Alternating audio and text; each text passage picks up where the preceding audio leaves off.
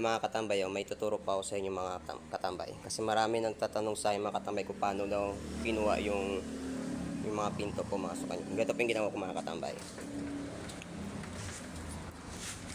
Dito po sa mga opening po mga katambay, kinuha ko yung sukat ng opening po mga katambay, tapos nag-add po ako ng 3/4 po mga katambay. Lahat po yan mga katambay. Nag-add po ako ng 3/4 po lahat yan. Pati dito po 3/4 din po yan.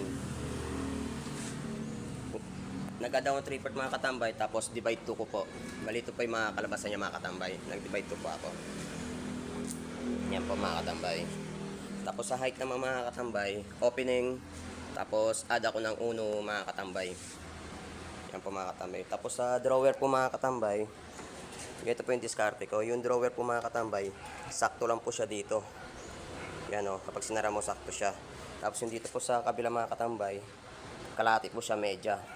Yan po mga katambay. Kasi may pinto po kasi dito mga katambay. Para kapag binuksan mo mga katambay, hindi tatama yung pinto. At saka kapag binuksan mo yung drawer mga katambay, hindi rin siya tatama mga katambay. Yan, malayo siya. Yan po mga katambay. Kapag L-type yung ginawa yung mga katambay, siya mga katambay. Oh. Tapos sa drawer naman mga katambay, paano ko kinuha mga katambay? Yan. Medya sa taas. Tapos medya rin dito mga katambay. Tapos ang allowance ako ng 1/8.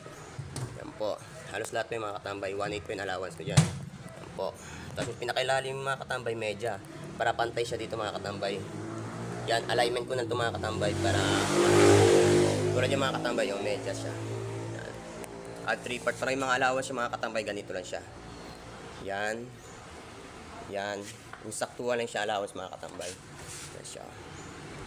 Nakasaktuhan po siya. Yan po. Tapos ginamit ko na concealed mga katambay. C1. C2. Tapos pagdating dito mga katambay, drawer. Pagdating dito, C2 rin mga katambay. C2. C2. C1. Yan po mga katambay. Yan po mga katambay. Oh. Tapos dito po mga katambay, oh, nilagyan ko ng cladding po. Yan po siya mga katambay. Yan po. Yan na po yung kabuhay niya mga katambay. L-type kasi siya mga katambay eh. Kaya ganito yung ginawa ko mga katambay. Oh. Yan o. Oh. Yung drawer, sakto siya doon sa mismong labi. Yan yung labi niya. Sakto yung tignan yung mga katambay. Oh. Sakto lang siya.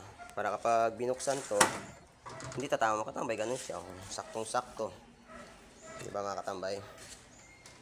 Siya.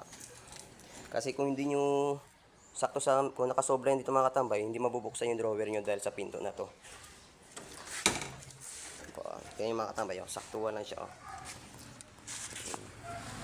Yan o. Oh. Mabubuksan nyo siya ng maigi mga katambay. Oh.